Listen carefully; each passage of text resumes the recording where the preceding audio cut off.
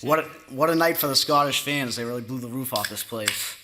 You know, all the fighter performances were amazing, especially the local Scotsmen, 3-0. I'd like to thank BT Sport and our presenting sponsor, Unibet. Tonight's attendance was a sold-out 10,451, a gate of US $1.5 million. Performance bonuses, Stevie Ray and Joe Duffy. Fight of the night, JoJo Calderwood and Courtney Casey. Each fighter wins US $50,000. Let's open it up for fighter questions.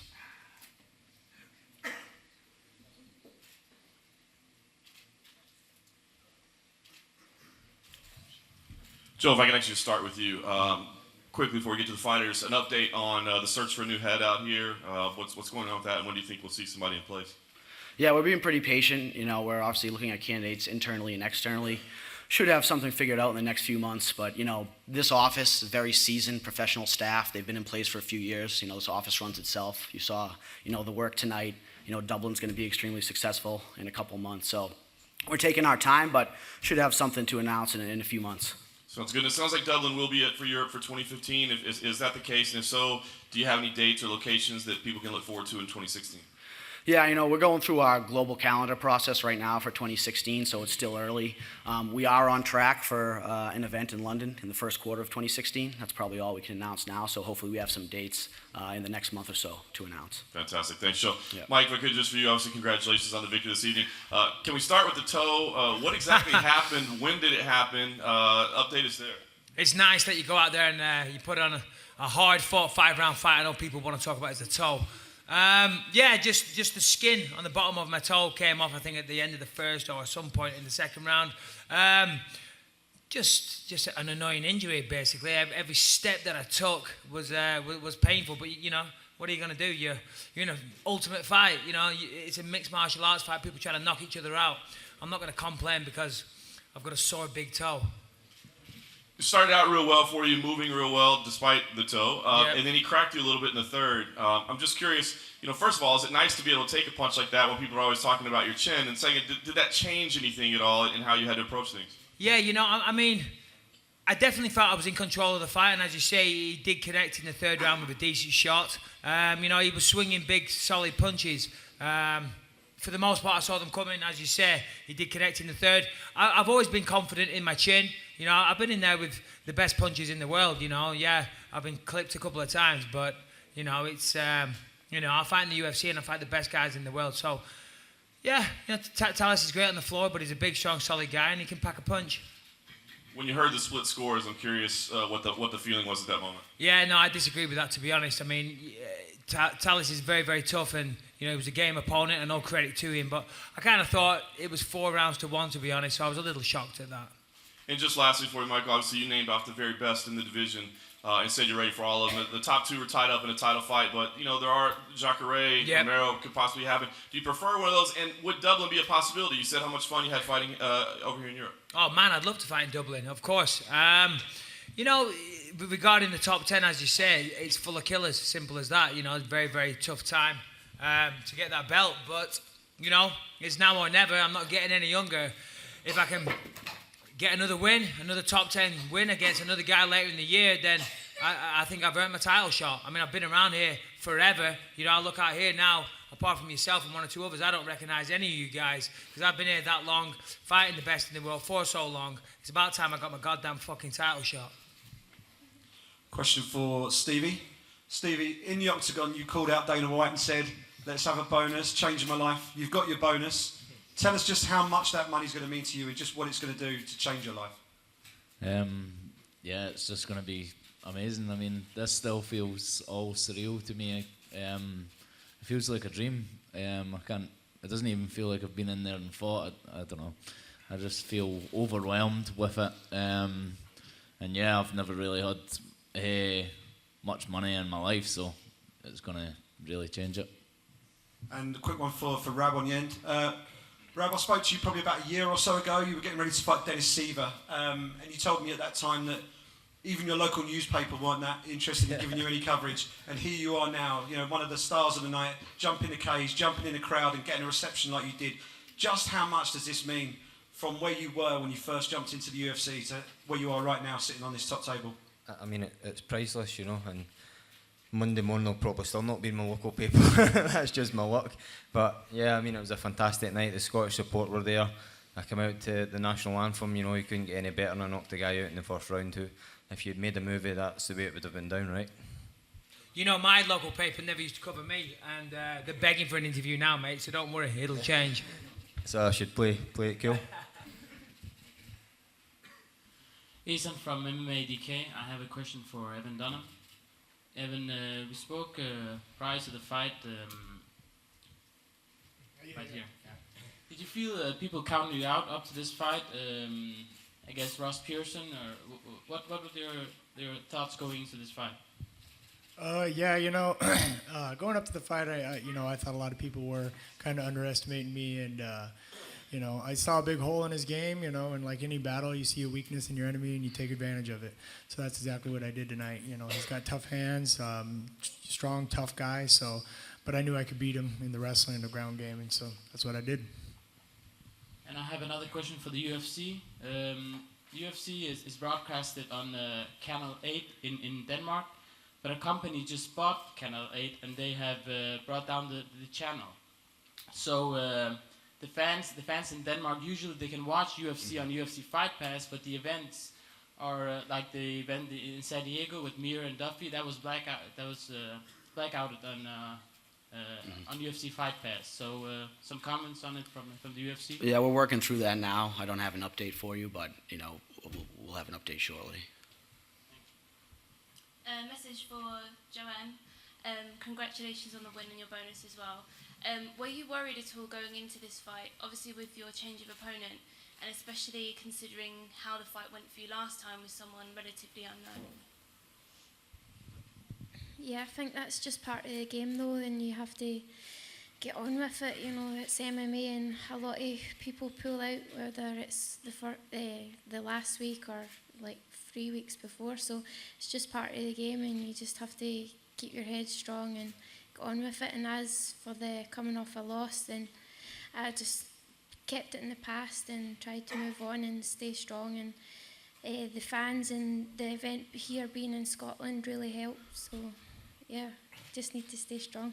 Seeing the other guys coming off of their wins, did that motivate you?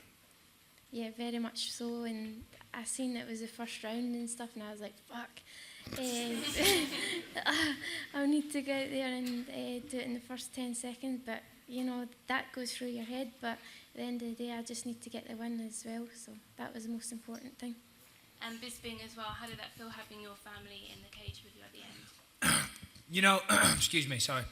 That's why I do it. You know, that's why I started doing this all these years ago. I mean, I love martial arts, and I've always done that since I was 8 years old, but I put my body through this to provide for my family. So, yeah, them being there at the end, very emotional for me. My son was in my corner.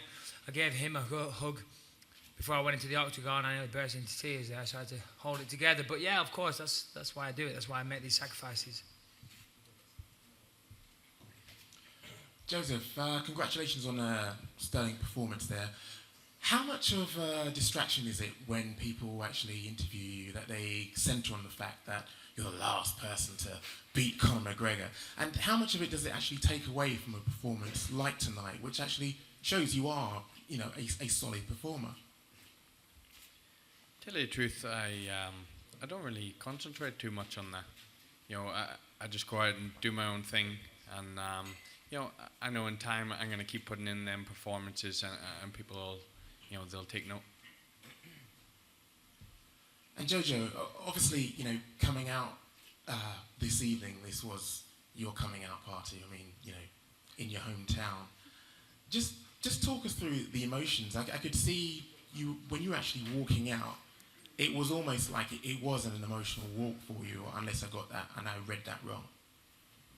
It was very emotional. I've had a tough 8 weeks, and I don't want to cry and give everyone a sob story, but it was a tough camp and emotionally and everything, but I can't explain that feeling coming out, and the whole week I've been so excited, and it's just got me through the weight cut and the camp and being not really myself, so it's just helped, and I can't explain the feeling walking out there. I just felt as if this is where I want to be, and I'll never forget that feeling.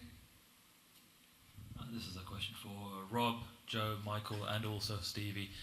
Tonight, in terms of well, you four specifically. I mean, tonight was very reminiscent of how loud the Irish were last year in Dublin. They were just cheering you guys on. It was deafening in there. Can you just explain, the four of you, what it was like to kind of hear them, chant you on and really get behind you while you guys were fighting? I mean, walking out there, I was struggling to hold it together, and then as soon as I had the win, I was an emotional wreck. Jumped on top of the octagon. Before I knew it, I was in the crowd with the rest of my home support, so I can't really remember too much, but I know it was deafening, it was an experience I'll never forget. I'll take that to my grave. Thanks for the UFC for providing the stage for it, I'd just like to thank all the fans and the support. They made the UFC come here, because if it wasn't for them, me, Rob, and Stevie, we would still be fighting. But it was because the fans, and the UFC really listened to the fans, and eventually they came here. So thanks to UFC for eventually answering everyone's prayers, not just the fans but the fighters, and it's opening doors. And we, especially me, I'm training alongside the wee amateurs, and it just gives them goals and opens doors for them. So I'm so grateful to be part of it. So thanks. Got a question for Stevie Ray here. Stevie, how are you? Well done, mate. Big win, obviously the biggest fight of your career so far to date. Bit nervy going into it today. How did you get over those nerves? Yeah, I mean, every fight is basically the next biggest fight of my life. I'm always looking to go up the way, climb the ladder. Yeah, it was get to the UFC, and now, yeah, like I said, every fight's the biggest one of my life. Fighting in front of 10,000 Scots was nervous. Leading up to it, yeah, I was really nervous basically, but I feel that brings the best out in me. Can you tell us what happened to your bike? Coming off your bike? I had that booked. I had been booked for a few months, so even before I had that fight, it was basically a day training on a motorcycle, and didn't expect to come flying off at 40 mile an hour. It was raining, so I came off at 40 miles an hour, and I just remember coming down the road, falling off the bike because I had to harshly brake. And I just remember the thoughts going through my mind, I'm going to die. I tried to stay on this side of the road. It was like slow motion because there was cars on the other side of the road, and I'm sliding towards that side. But and then when I got up and I was okay, I just really thought, I was gutted. I thought that could have been me out the fight just because something stupid like that. I had a really good camp at TriStar, and then obviously Dinky Ninja's back here as well, but I was gutted. Quick question for Mike as well. Mike, well done tonight, mate. Thank you. A couple of the guys in the top 10 above you would be rematches. Yes. Fair to say you up for that? Yeah, of course. As a fighter, everybody wants to face the guys that have victories over them, especially guys that have victories for unfair reasons. They're all taking testosterone replacement therapy. They're all taking steroids. They're using the backsides like a dartboard. They're cheating scumbag motherfuckers. I would love to face them on a fair playing field. Test them before the camp, during the camp, and on the night. But yes, of course, I would love a rematch. Does that answer your question? Question for Joe. Much like when Conor came into the UFC, a lot of people thought because the European level is so good, you're better than a lot of the entry-level guys. Dustin Poirier last week said he'd love to fight in Dublin. I think guys like Dustin Poirier, Nate Diaz, Jorge Masvidal, you against any of those guys in Dublin would be great co-main or main event. I'd just like to get your thoughts on it. Of course, that's what we're in the game for. We're here to fight the top guys in the world. So, whoever they put in front of me next, I can't wait to be there, and I'll be glad to be on that Dublin card, whoever it is. And a lot of people actually asking this, if you do fight in Vegas, a man from Donegal, the hills of Donegal has got to be out there for one of your walkout songs. 100%. And just two quick ones for the Scottish guys, for Joanne. Do you think this has done enough to convince the UFC to make Scotland a regular stop on their European calendar? I hope so, but at least it's opened doors for the next up-and-comer fighter, whoever, you know, it's just gave them opportunities, and just depends on the UFC, but I hope we've made enough noise. The three of us won, and we've showed the world that we can fight, so that was the plan. And finally for Rob, probably get lynched by the Irish fans for saying this, but Flower of Scotland tonight, definitely rival Dublin for atmosphere, for noise, for emotion. Was that planned? Did you just think this would be such a cool thing to do it? What was the thought process for it, and how much more did it motivate you going into the fight hearing that? Well, I've been fighting for a number of years now, and that was always a song I had in the back of my mind. You know, this all started in a small gym in Alloa. Some people thought I was crazy thinking about making it to the UFC, but it's the crazy people that makes a difference, right? And I always knew when I used that song, it would be for something special. And I used it to the highest advantage I could, and it was coming out in front of 11,000 Scottish crazy supporters, and it took the roof off the place like I said it would, you know. And that spurred me on tremendously. My coaches were yelling at cage side when I was getting in a battle with this guy to keep moving, keep technical, but I couldn't help myself, you know. I was just stuck in the moment, and I was wanting to perform for my countrymen, country girls, you know, and it was an amazing night. And by the way, coming from an Irishman, that's special. Saying that at Dun Dublin, same. Mike, there's many lovely pictures of your toe doing the rounds on social media at the moment. Has the doc had a look at it yet? What's wrong with it? Well, no, it's completely fine. Just a bit of skin has come off, that's all. As good looking of a man that I am, I must say my feet are my worst feature. So it's nice to know that right now, regardless of the fact I just put my neck on the line in a world-class fight, that the photograph that's doing the rounds is my toe. So yeah, that's nice. Thanks, guys. And just one follow-up. When I spoke to you in Montreal before the CB Dollaway fight, you said to me, perfect scenario is I beat CB and then I come back to my home country and I win there as well. What's the next progression of that perfect scenario for you? Yeah, you know, I mean, I've just got to keep winning fights. You know, I mean, I've dedicated so much of my life to this sport, and I know I can compete with these guys, you know, and I've shown that, and that's why I'm still ranked in the top 10 after 10 years in the organisation. Pardon me. You know, it's one thing to get to the UFC, that's tough enough. To stay there, to stay competitive with the best in the world is another. So I'm not giving myself a pat on the back, but I'm saying, listen, I'm good in this. I've got to obviously keep progressing, keep evolving. You know, I've got to continue to win. It's as simple as that. I'm still hungry. I'm as hungry now as what I was when I first signed with the UFC, when I first put a pair of mixed martial arts gloves on. I'm still hungry. I'll speak to Dana and the guys at the UFC. Hopefully, I'll get another fight soon. If I win that, then hopefully, you know, I get what I feel I deserve. Thanks.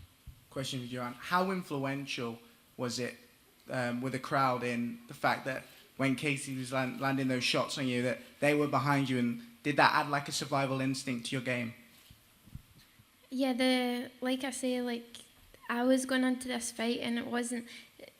I know Beck pulled out, but it wasn't against Beck. It wasn't about Casey. It was more my demons, you know, because I just had to go out there and give it my all. And I'm glad she brought a fight, but no, she wasn't going to hurt me. The only person that could hurt me was myself if I didn't perform again. So, and that didn't happen. So I'm happy. And one for Evan Dunham. You know, you've had some ups and downs in your career, but you know, tonight you showed your ground game is absolutely brilliant. Do you feel that that's kind of showcased to the world that you're still a legitimate threat in this division? Yeah, absolutely. You know, I fought the best in the division, and I've always gone to stand-up wars with them. You know, and so now I've been reinventing myself this last year or so. You know, trying to fight my game plan, not necessarily just going out there and scrapping, but fighting a smart fight. That's what I've been trying to do this year, is be an intelligent fighter. You know, I've been in the UFC, you know, for over 6 years. This is my 15th fight, and it's about time that I start fighting smart. And that's what I did the last 2 fights and got wins, and I'll continue to do so. I've got a question for Rab Whiteford. Rab, I know. Yeah. Oh, I thought.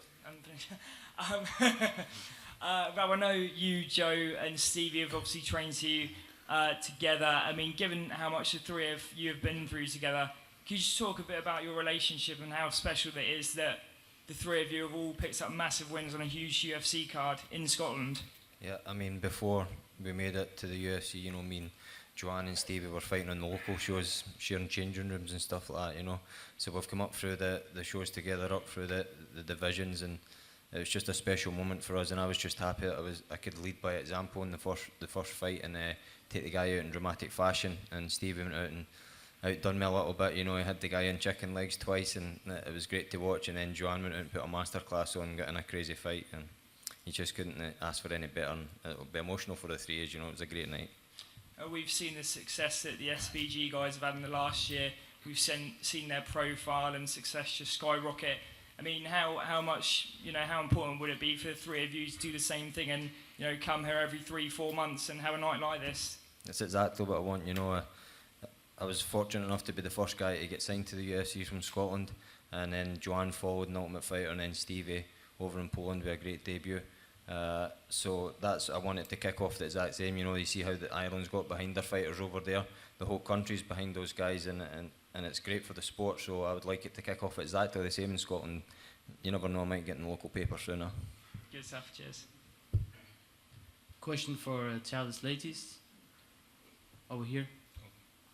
Congrats on a great fight against Michael Bisping, first and foremost. Thank you. How are you feeling out after the fight with injuries in mind, and do you think you won the fight? To be honest, you know, I was very upset with me. I committed a lot of mistakes, but, you know, he fought very well. He's usually to fight 5-minute rounds, you know, and it was my second time. He used pretty well the space inside the octagon, and it happens, man. It is what it is. That's what I say to my corners, to my training. It is what it is. Back home, training more, and come back stronger. And no injuries? No injuries, no nothing. Just you know, the face is okay. Another question for Jojo. If you were to win your next fight, maybe you get the shot at Joanna Jędrzejczyk for the strawweight title. How do you see yourself matching up against her striking? And if it doesn't go according to plan on the striking department, do you think you have the wrestling and the jiu-jitsu to take the fight to the ground? Yeah, if that fight happens, I don't think both of us will be taking it to the ground. Everyone, all the fans want to see that fight, and obviously, speaking for myself, I want to see that fight because she's put on a masterclass with other girls, so it's a fight that excites me. But at the same time, I've just lost and then just won tonight, so basically maybe another win or two. Just it's up to the UFC, but yeah, I would be excited for that fight, and it would be a stand-up war. Thank you. A question for Michael.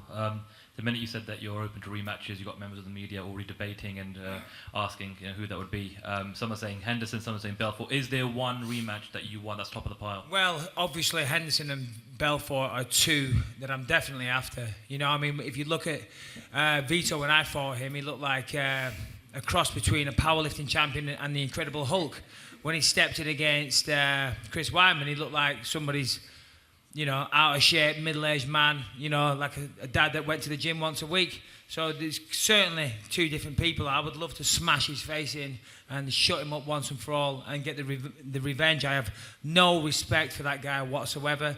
I think he's a piece of shit, is what I think. And I'm not sure if I'm getting my message across on how I feel about him.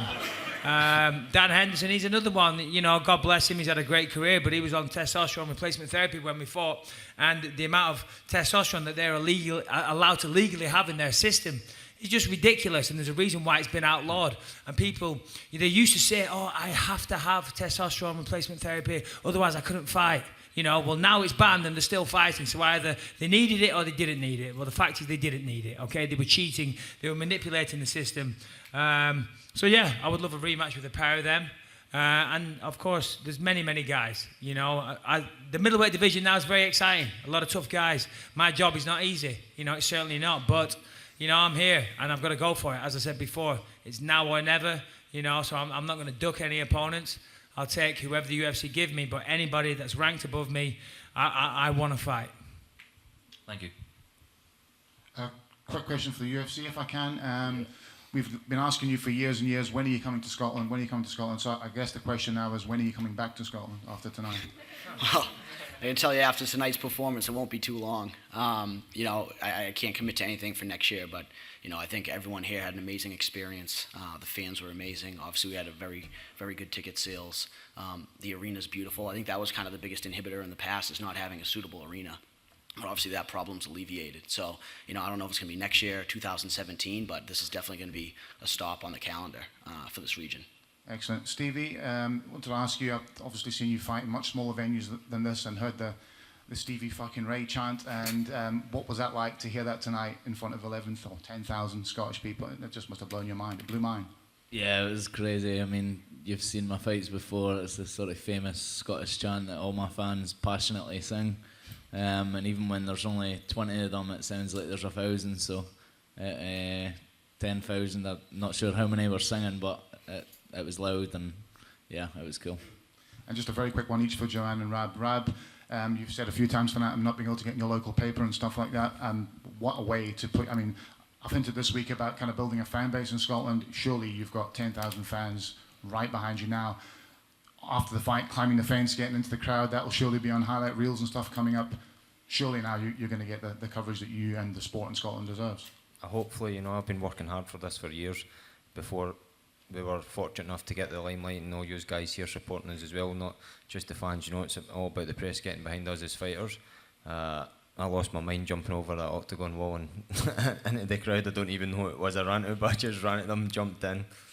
And funnily enough, I turned around and I seen little Brad Pickett when I was coming back, and I was just an emotional wreck. I was sitting crying, So maybe if jumping the octagon fence doesn't get me into the local paper, emotional wreck with Brad will, so one of the two will do it right. And the fact that you were in tears after the fight kind of showed a slightly different side to you. This week you've been, there was a bit of stuff going on Twitter about the whole fuck Conor McGregor thing and all that during the week. So to see you kind of being humble, I think showed a different side to you as well, and I'm not sure a lot of people expected that. It's not, you guys see us going out there and putting a fight on, but it's an emotional roller coaster from start to finish. A lot of things go into fight preparation, it's not just getting your body ready, it's physically. I've been away from my girlfriend and my cat Ollie for 8 weeks, so I miss those two dearly. My cat more than my girlfriend, she'll probably kill me for that right enough, but so I was living in a fighter house over an American top team of 3 Brazilians, didn't even know how to use a can opener.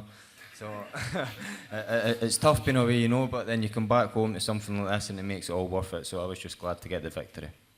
And Joanne, finally, congratulations on a win. I think it's fair to say it's a win you needed. First of all, how hurt were you early on in the fight when she caught you inside the first 10 seconds?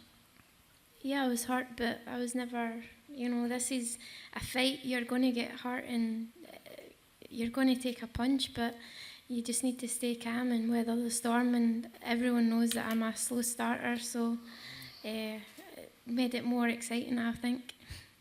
And Rab mentioned emotional roller coaster. It certainly looked, leading up to this fight, it's been something of that for yourself. Where do you stand in regards to training now? The Grip House, I take it, is that your home within the Dinky Ninjas now? Yeah, I'll be I started off my camp at higher level, but halfway through now I'm just going to be at the Grip House gym, and it's pretty sad, but it's just part of my journey, and I'm going to be at the Grip House from full time now, but I'm going to go on a holiday on Monday thanks to the UFC now. It's well overdue. For Thales, because you did not use more your jiu-jitsu? Actually, my game plan was fight on stand during the entire fight, and I tried a couple of times, but he defends. Once I get it, take him down, but I couldn't keep him on the ground. It's MMA, it's hard, it's not easy. It's really tough to take your opponent down, and especially keep him on the ground. It happens. Now he's back home, training more, see what his mistakes is, and back stronger. Question for Joe Duffy. Joe, this time 18 months ago, you announced your return to mixed martial arts, and it's fair to say there was a lot of kind of speculation about how that return would pan out. You've come back with 4 stoppage victories. And just wondering, is that how you always saw it going, or did you ever doubt yourself? As in, when you announced your return, did you always see yourself storming into the UFC and making such progress? I suppose, even since a teenager, I always seen myself in the UFC. Coming back, I had them doubts. Obviously, you know, after spending a bit of time in boxing, you know, I wasn't sure how far I fell behind. You know, but I've been out in TriStar, and I feel like, you know, I'm making up the lost ground pretty quick. So, you know, I didn't think it would have turned out as well as it has, but, you know, I'm confident it's only going to get better. And after a performance like tonight, is that making a statement for yourself to headline Dublin? You know, that's a dream come true. You know, if I'm headlining Dublin, you know, that's the kind of fights I want to be in. And just one quick question for Stevie Ray. Stevie, you've fought twice now in quick succession with 2 impressive victories. Is the plan now to maybe take some time off and improve, keep improving, or do you want to get back in there straight away? And would you target a fight outside Europe next, or does it make a difference where you fight? Yeah, I mean, I only just made my debut in April. I'm now 2-0 with 2 stoppages, but I'm fit and healthy, so Dublin sounds good to me as well. May as well keep the ball rolling and maybe get on that Dublin card. Go 3-0 by the end of the year. Question for Talis Leites. Obviously, this fight broke an 8-fight win streak for you. I'm just wondering where you feel you sit in the division now and what's next for you. Yeah, it's a good question. I don't know where in the division I am now, but all I know is that I'll be back stronger. Now is the time to, you know, take a break, see what I, you know, study all my mistakes, training more, and come back stronger. It's all I can do. It is what it is. Thank you. And quickly, Mike, obviously you go and train in the States now, you train and live in the States. I'm just wondering, what are your thoughts on the current state of UK MMA? Well, I mean, look at this. It's stronger than ever. We've got a lot of great, unbelievable talent up here that stole the show tonight. It was unbelievable. So I think the state of UK MMA right now is fantastic. The UK office are doing a great job. They're going to have a show in Dublin later in the year. And the sport's just getting bigger and bigger, you know. You need the localized time shows to build the sport. And that's what's happening. I mean, you know, a few years ago, there was just myself up here. Now we've got all this great talent here, you know, putting on amazing fights, and it's just going to get better and better. I'm very proud to be a part of it. Thank you. And finally, Stevie, we know Jojo's going to spend her bonus money on a holiday. What do you have planned for yours? I've not even thought about it. It's still, I can't even believe I've been in there and fought and won, and I feel like I'm dreaming. I'll figure it out tomorrow probably. He's going to spend it on his 10 kids. He can buy me a drink at the bar if he wants. I go on holiday on Friday, so that was a good wee bonus. To Rob, Jojo, and Stevie, we saw the impact the UFC's debut in Ireland had on a lot of the fighters who are coming up now. How surreal is it to know that you're going to inspire a bunch of new Scottish fighters in the next few years, and they'll be saying, "Oh, Rob Whitewood was my inspiration. Jojo Calder was my inspiration." How cool is that for you guys? That's super cool, you know. Like, who would have thought? Me growing up, I came from a small mining village in West Lothian, Falthouse, you know, and I was a bit of tearaway as a kid, and now I'm looking at people calling me a role model and an inspiration to do great things. And if people's going to use my name in that respect, it's a great feeling, you know. It's very honourable. I just want to thank the guys that I'm training with, because it's the other training partners this is a team, you know. They have to be there for you, for your sparring partners to be there, and these guys, they're all amateurs and they're all up and comers, so it's just good that they're training with me, so maybe they can see, or maybe one day that could be me. So yeah, just onwards and upwards, hopefully, for Scottish MMA. And yeah, I mean, there's plenty of guys at higher level MMA where I train in Whitburn. Some of them kick my ass, so I think that's enough for them to see us free, being in the UFC and getting wins. And like I said, some of them give me trouble in the gym and beat me up some rounds. So there's going to be a lot more guys on the roster, I think, in the next couple of years. Hey, Stevie, that's what I tried to tell him earlier on. For a small country, we can fight. We'll take 2 more questions. Question for Joseph Duffy. First of all, congrats on your great win.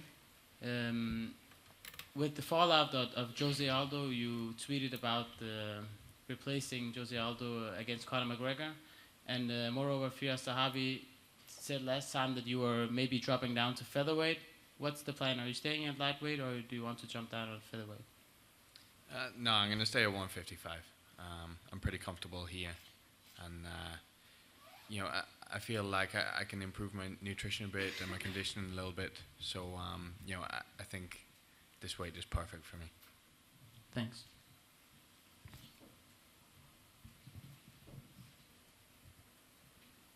One final question. All right, thanks everyone. Have a good night. Great night. Thank you.